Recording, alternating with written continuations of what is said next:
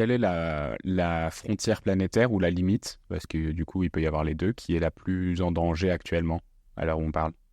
Alors, les deux qui sont le plus dans le rouge, Ouais. ce sont la biodiversité déjà, au-delà du climat. Donc, c'est pour ça que c'est important aussi d'avoir cette vision systémique parce que se focaliser sur le climat, c'est passer à côté du fait qu'on est, ce que disent les chercheurs, déjà, on est entré dans la 6e extinction de masse, donc on est en train d'exterminer le vivant sur cette planète. Je vois pas bien ce qu'il peut y avoir de plus important finalement que de préserver le vivant, ce miracle de la vie sur Terre.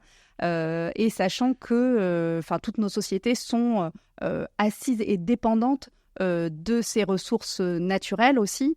On consomme chaque année 70 milliards de tonnes de ressources naturelles.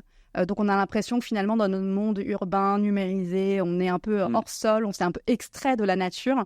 C'est évidemment complètement l'inverse. Et un chiffre qui m'a beaucoup marqué et que je cite quand je vais en entreprise, c'est parce qu'en fait on fait malheureusement et de façon absolument absurde passer l'économie à avant la biodiversité, par exemple, c'est au moins la moitié du PIB. Ça, c'est un chiffre qui est extrait d'un rapport qui a été réalisé pour Davos en 2020.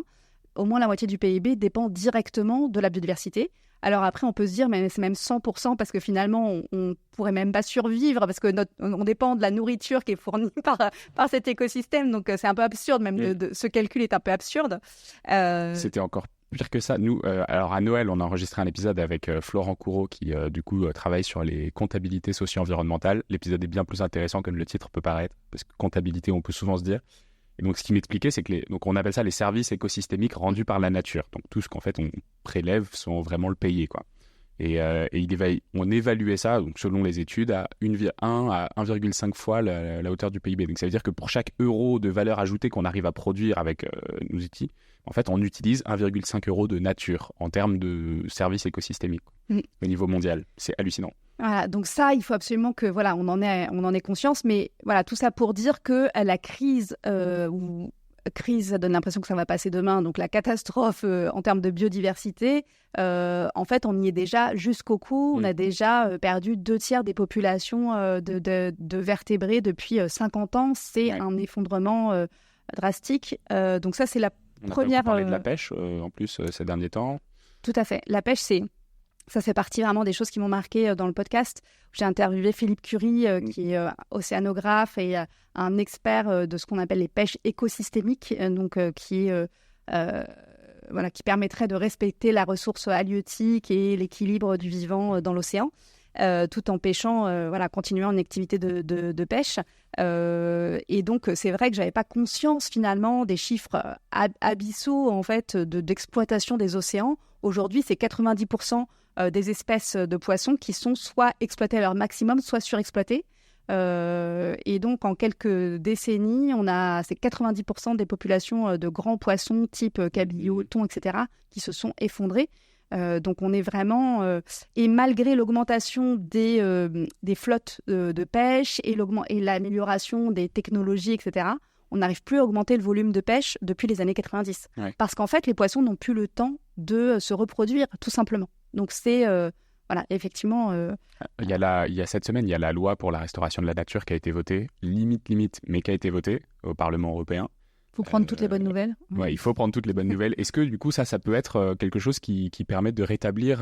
parce que, du coup, on parle notamment dans cette loi de restauration des écosystèmes marins en Europe, donc sur la côte atlantique, etc. Est-ce que c'est vraiment des lois qui peuvent aider à revenir sous un seuil de frontières planétaires qu'on a déjà dépassé là-dessus ?